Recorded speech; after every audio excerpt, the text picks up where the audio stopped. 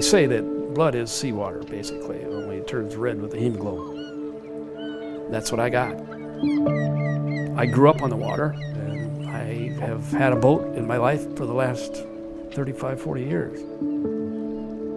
It's the navigating experience, it's making your way around in fog, and it's the challenge of doing it. There's no brakes on boats.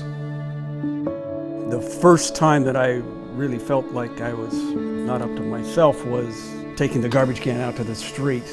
I'd have to stop and rest, and then I was having a little trouble breathing, and I thought, well, maybe it's just allergies. You've heard of Queen of Denial. He was often King of Denial. This is not going to slow me down. This isn't going to stop me. I went to the doctor, and he did some chest x-rays, and he came out and he said, you know, if I didn't know better, I would say we're looking at some congestive heart failure here. The first surgery made me quite nervous because I know a little bit about electricity, and I thought, well, you're gonna have to run wires down to my heart and back up to this thing, and it's got a battery. And I thought it was really intriguing if someone else was doing it, but I didn't particularly care for one. I hate to admit how many times I would have to go in and get cardioverted, which means that they actually bring you in, put you down on a stretcher, and they come in with the paddles and hit you. I'd be fine Tuesday, Wednesday, Thursday, and come Friday, Saturday, I'd start slowing down again, and I knew, well, we're out of sync again. My energy level is slowly coming down, and my anxiety level is going up. And finally, they said, we think that maybe you're a good candidate for a heart transplant. The circulation system in my body started to really not keep up with everything, and my liver was starting to shut down.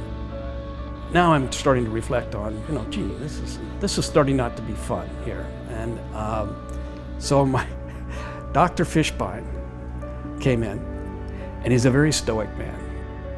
I could never get him to smile for some reason. He was so happy. He said, I think we found you a heart. He said, still want to go through with this?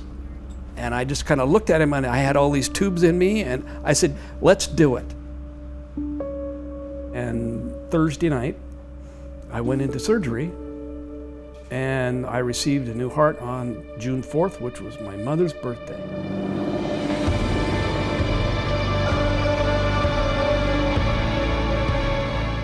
We were in the hospital for about 3 weeks, and when I left there, it was a whole new life.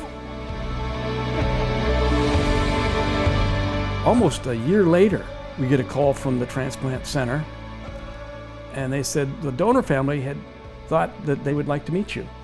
I said, okay, well, yeah, we could do that. And the mother was still emotionally shaking, and she had been crying. There was one thing that she wanted to do, and she brought a stethoscope. The donor's mother put her ear to Jim's chest, and she heard her son's heartbeat. The look of joy on her face.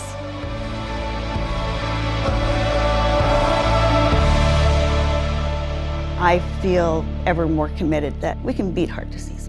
We can make it go away. I believe it.